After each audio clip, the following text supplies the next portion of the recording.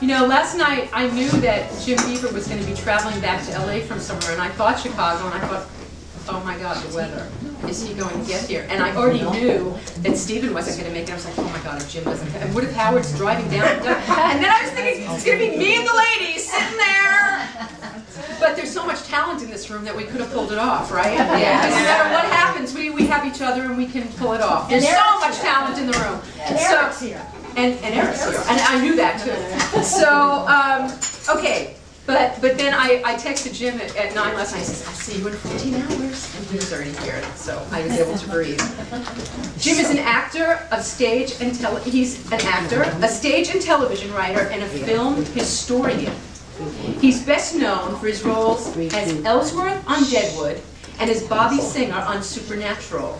He currently plays Sheriff Shelby on Justified, and Lawson, the gun dealer, on Breaking Bad. I mean, are those some credits or what? Oh my God. He's appeared in the movies Magnolia, The Life of David Gale, Adaptation, Blue Chips, and Sister Act, as well as starring in our own Joanna Folino's film. Yes. He's written numerous television episodes, and his plays have been produced around the world. He's the author of 2 books of, I can't speak today, of film history, John Garfield, and movie blockbusters. And he is at work on his 3rd, a book on the life and mysterious death of TV Superman George Reeves. I'd like to know that. You got to tell us a little tidbit of that. His memoir, Life's That Way, was published by Penguin in 2009 to considerable critical acclaim. I'm honored and humbled and thrilled to have him to home. Ladies, please welcome. Please welcome Jim Beaver.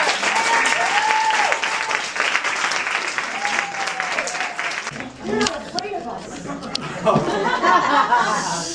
Well, I gotta say, I've spent a fair amount of time on television and in movies playing, you know, kind of hard-ass tough guys and stuff. But with 1 or 2 exceptions, my inner circle of friends is all women. Because I'm a guy and they're women. But, I especially want to thank Joanna Folino for whatever browbeating she had to do to get her to invite me. A while back, I won the Best Actor Award at the New York Film and Video Festival for my role in Joanna's movie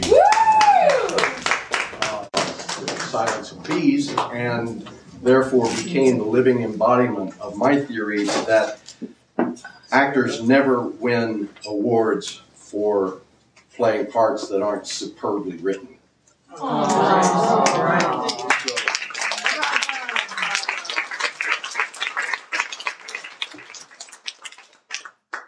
I never wanted to be a woman. I mean, maybe for a few minutes when I was 14, when I was desperate to find out what one looked like naked. But as a general rule, I never wanted to be one. I mean, you guys, you work harder, you get paid less. There's the whole pregnant stomach thing, and your logic and your plumbing are labeled on the map of male understanding as Area 51.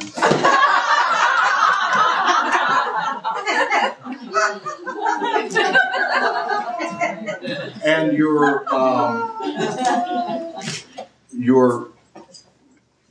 gorgeous panoply of emotional life is often egregiously diminished into one of 2 categories: bitch or basket case. And so yeah, I've never wanted to be a woman until really this past week when I went on YouTube and watched a whole bunch of videos of you guys here. And realized that once again I was that this was just one more and perhaps the most interesting in a long list of clubs I would love to join but can't pass physically.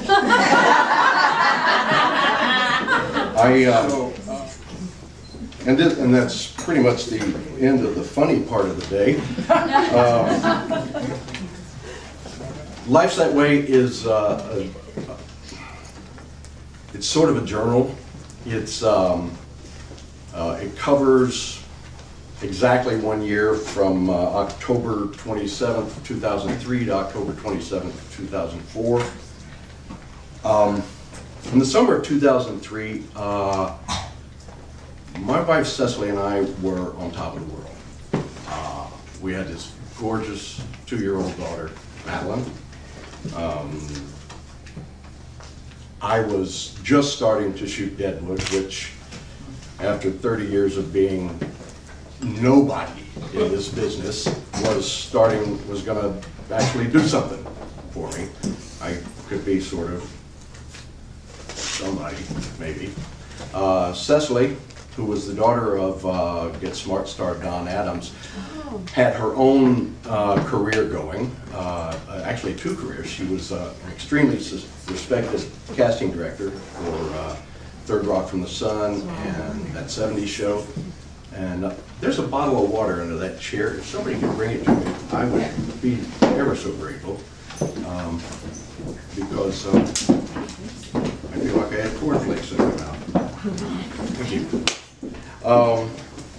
But she was also an actress and was pretty much at the height of her popularity, playing a very beloved character on Star Trek Deep Space Nine.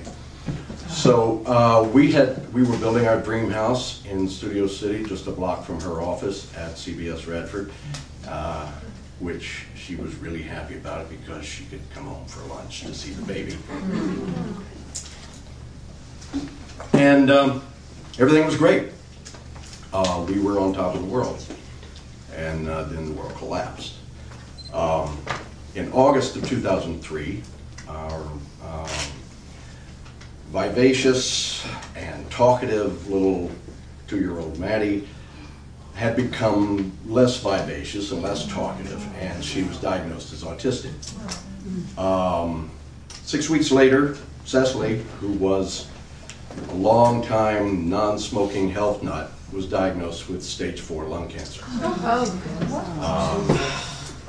And the day we got the diagnosis, I spent 14 hours on the phone with family and friends, telling them what was going on, what was happening, what we thought might happen, what we were going to do tomorrow, what we hoped to do the next day, what they could do for us. And I quickly realized that I couldn't take a baby to therapy, shoot Deadwood, and run back and forth to the hospital and still talk to people on the phone 14 hours a day.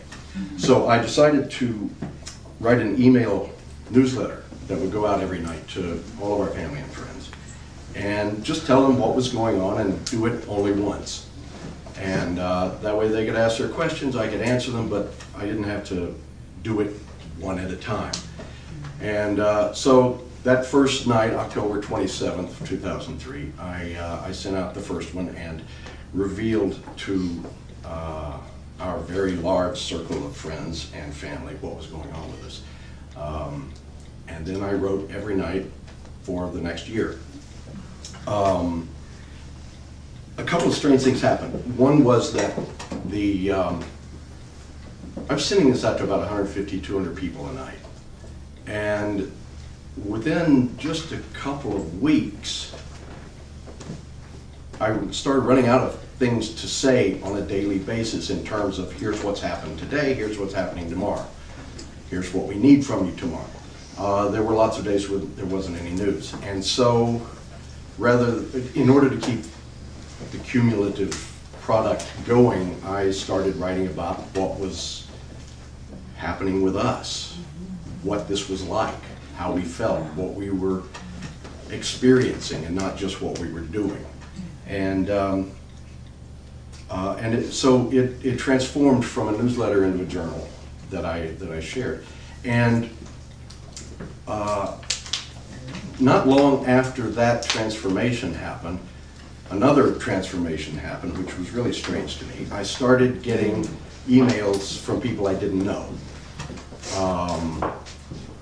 when you've been writing to 150, 200 friends every night, and you start getting messages about prayer circles in Zambia, and people sending their good wishes and love from New Zealand and Florida and Brazil, you start wondering what's up, especially if you don't know anybody who lives in those places. So, within about a month, I realized that the people I was sending this journal out to every night were sending them to other people, and they were sending them to other people. And by the end of the month, I actually requested some feedback, and over 4,000 people were reading it every night. Wow. And the weirdest one was a diamond importer's website chat room had set aside an entire subpage for their members to discuss what was going on in my life, which was really strange. Anyway, so 4 months after her diagnosis, Cecily died. And I wrote for another 8 months because it was no longer about just her illness. It was about what life had dealt Maddie and me, and how we were going to get through it. And by the end of it, I was writing not so much about what had happened, but what I had learned. And that's if I can get around to the short version, this is what this book is. It's a compilation of those emails, of that journal. So everything in this is written in real time. There's no hindsight. I didn't go back and say, oh, when this happened and we had no idea this was going. This is the way it came out of my computer at 1:30 or 2 o'clock every morning. So I'm going to, and it's funny.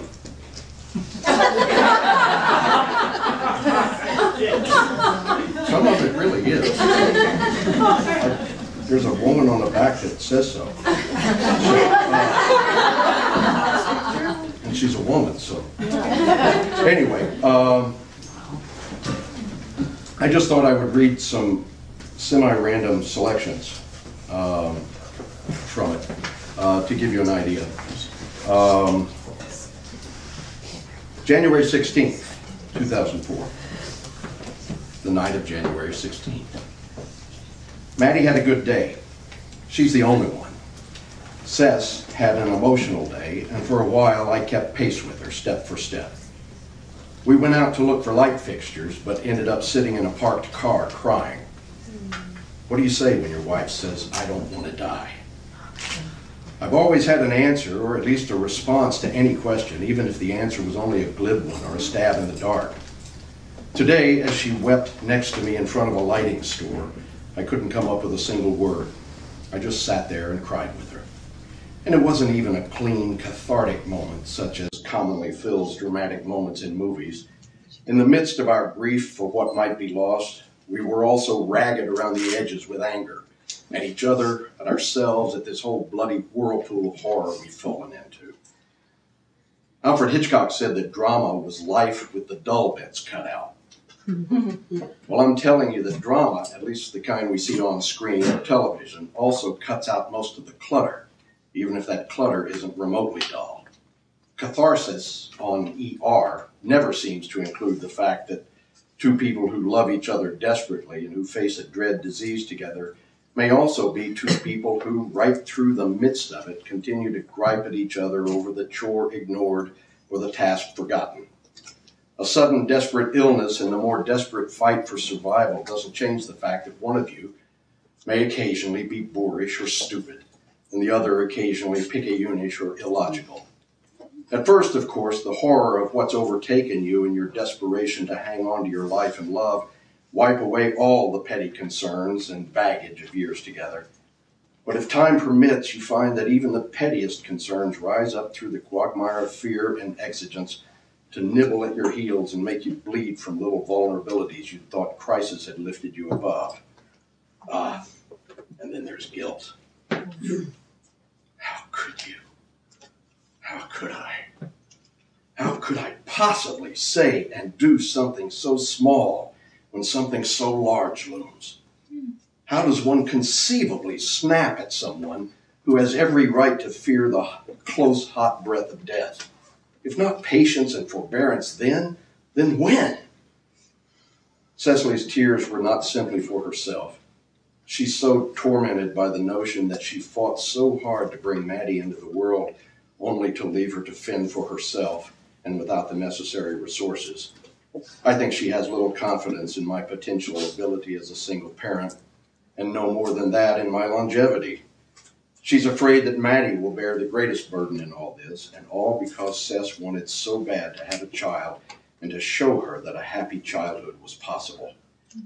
I don't share the level of fear Cess has on these counts because I think Cess will be here, that I will be here, and that Maddie will do well with either or both of us. But fear can sabotage the bravest heart. And brave though she is, Cess's fears are palpable and not quickly wiped away with casual reassurance, or even thorough and reasoned reassurance. How do you promise someone in her condition that everything will be all right, and not, by doing so, convince her that you're either a liar or an idiot?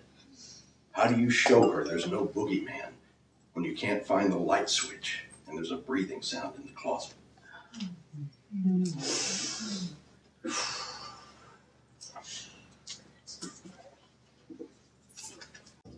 That was January 16th. Cecily died on March 3rd, 2004. This is June 8th, 2004. Today, one of Maddie's therapists put her hand on my arm while talking to me, and it was a shocking sensation. For some reason, it gave me almost a flashback. I get the occasional hug whenever I run into anyone I know these days, but just having someone reach out and touch my arm was warming in some different kind of way. It was personal without being formalized, I suppose, and it caused feelings to well up in me, a sense of echo and remembrance of Cess touching my hand or arm as we talked.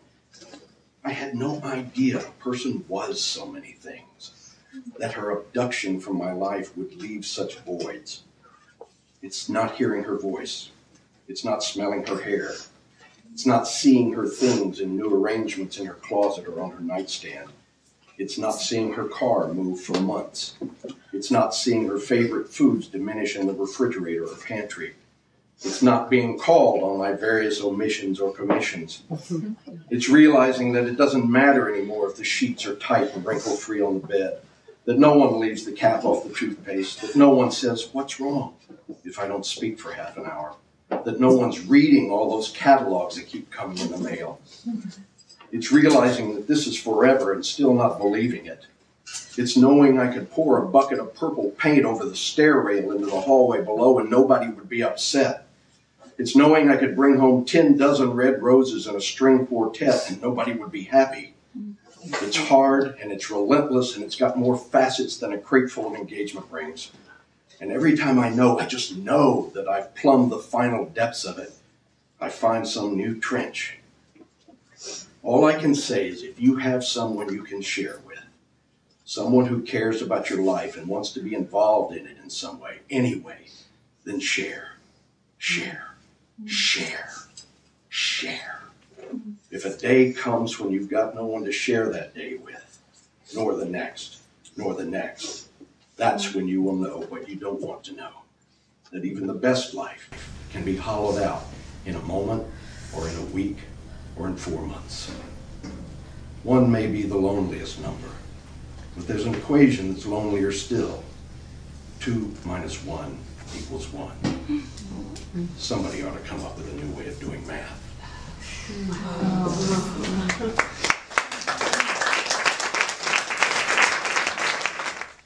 August 2nd, 2004. This morning, Maddie had a 3-hour assessment by the school district. All through it, I missed Cess dreadfully, partly because she would have loved to have seen Maddie's progress and the fine impression our daughter made on the assessors. But partly, I missed her because no fact of Maddie's life escaped Cess. And the assessors asked all kinds of questions I couldn't answer. They wanted to know when Maddie first sat up, first walked, first spoke. I could provide a little more than, a couple of years ago or so. Cess would have said she first sat up at 2:30 p.m. on Tuesday, February 16, 2002. She might have had to look it up in one of the journals she kept on Maddie's development, but she'd have had the information. If I knew where those journals were, I could go in and tell you what Maddie had for lunch on that day. Today didn't allow me to feel like a good mother, at least as Cess would have defined it. And in so many ways, Cess did define it. Yes, she was neurotic and obsessive, but with Maddie, those were just extreme forms of determination and devotion. The assessors today were trying to determine Maddie's vocabulary and enunciation. They showed her some toys and asked her to name them. She did well with a cow and a ball, and even a yo-yo. Then they put a little toy vehicle with big knobby tires in front of her. Maddie stared at it and said nothing. They asked again. Still nothing. With slightly raised eyebrows, one of the assessors said to the other one in a whisper, "I guess it's just too much for her to say truck." Maddie looked at her and said, "It's not a truck, it's a bulldozer."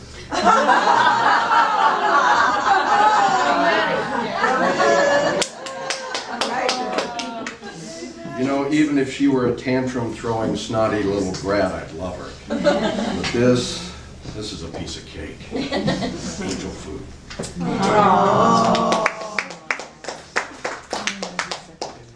May 31st, 2004. Crack. It's the sound a rocking chair makes when one of the rockers breaks off. It's also the title of a short animated film made in 1980, which won the Academy Award for Best Animated Short Film in 1981. Cecily and I stumbled across the 15-minute film years ago when it was used as filler on the late lamented Z Channel in LA.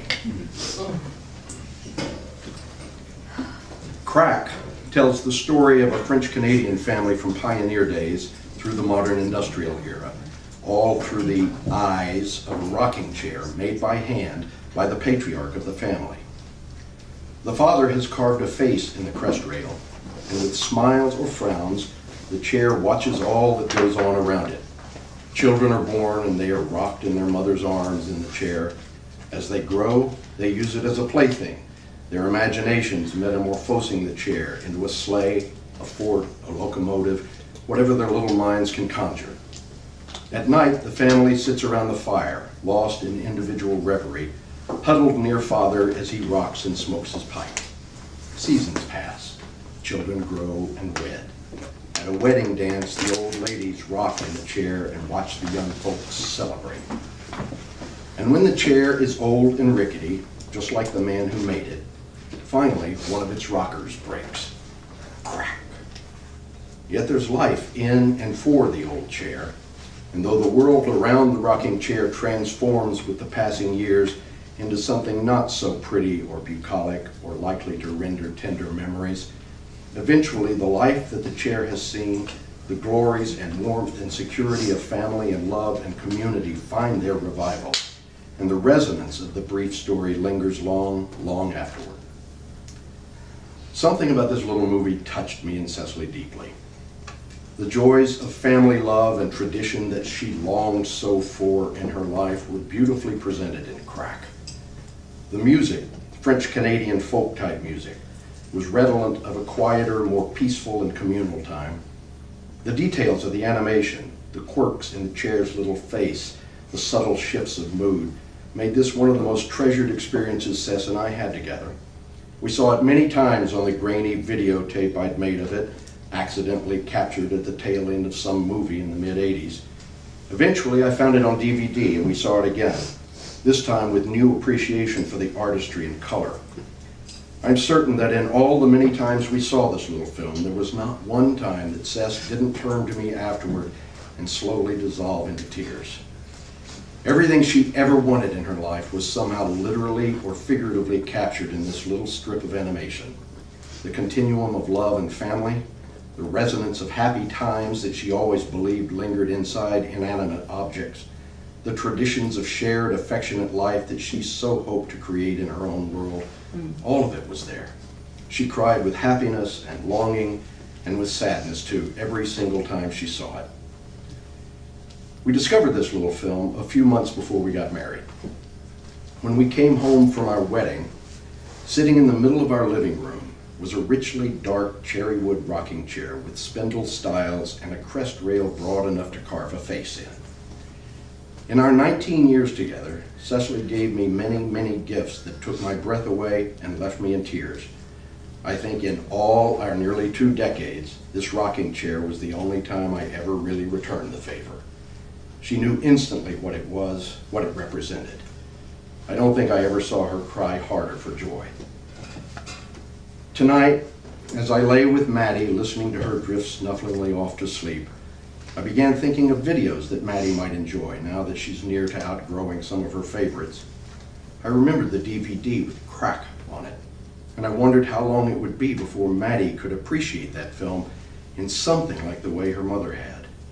And of course, then I began thinking about the film itself and its depiction of a young husband and wife starting their lives together, having their family and building their home, and growing old together with such love and tenderness for one another, and such interdependence, such shared support as their hair grew white and their paces slowed.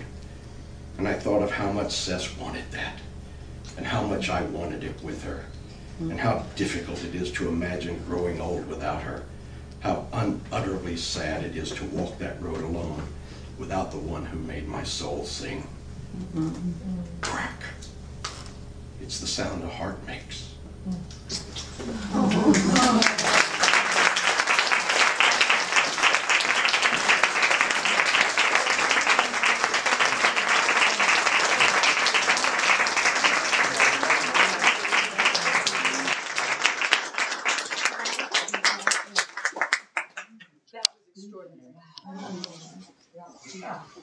I want to marry you. I don't know men like you exist. That is the most extraordinary thing. So there's no joke here. So let's take a break and get our mascara undone. I have a long history of making women cry. It had to be the only one for me is you, and you for me. So happy together, so happy together.